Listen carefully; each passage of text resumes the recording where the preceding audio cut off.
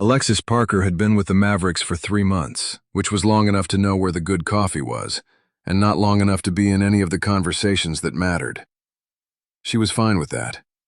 Being new was a kind of superpower if you didn't waste it. People talked around you like furniture. They forgot you could see. And Alexis could see.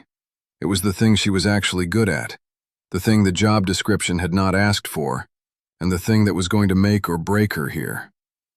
She read rooms the way other people read the weather, by 100 small signs that added up to a feeling before they added up to a fact. This morning the room felt off, and she was trying to figure out why.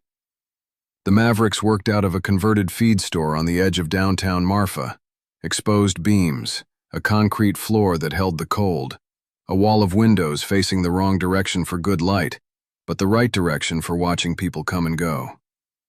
Alexis had a desk in the corner that she had not earned and did not pretend to have earned.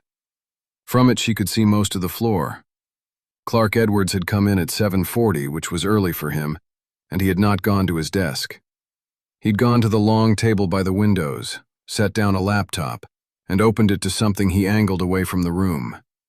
Then Travis had arrived at 8:05, and the two of them had done the thing they did, the thing Alexis had been watching for 3 months and was only now starting to have words for. It wasn't unfriendly. That was what made it hard to name. Travis had said good morning. Clark had said it back.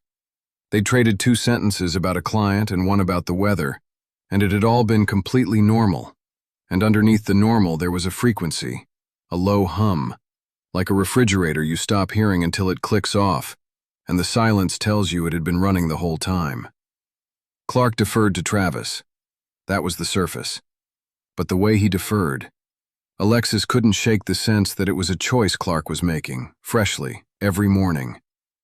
Not deference because Travis was above him. Deference because Clark had decided for now that deferring was the smart play. There was a difference.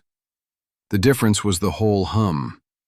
She'd been hired to do content, junior creative. She drove a 1977 Jeep CJ that she'd rebuilt mostly herself and parked outside like a credential. And she'd come here thinking she'd spend her 20s learning to make the kind of outdoor work that made you want to go outside. And she was doing that.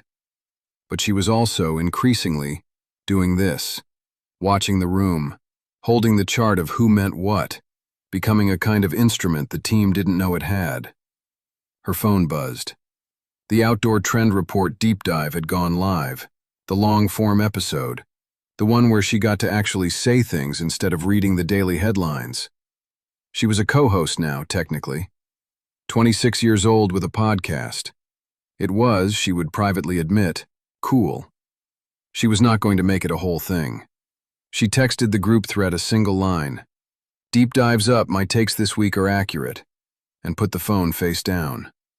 Across the floor, Clark closed his laptop the moment Travis walked past, and Alexis watched him do it, and she filed it the way she filed everything. Quietly, completely, without comment.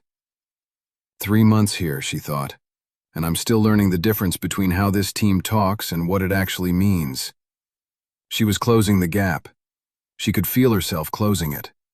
The question she did not yet ask herself was what she would do once it was closed.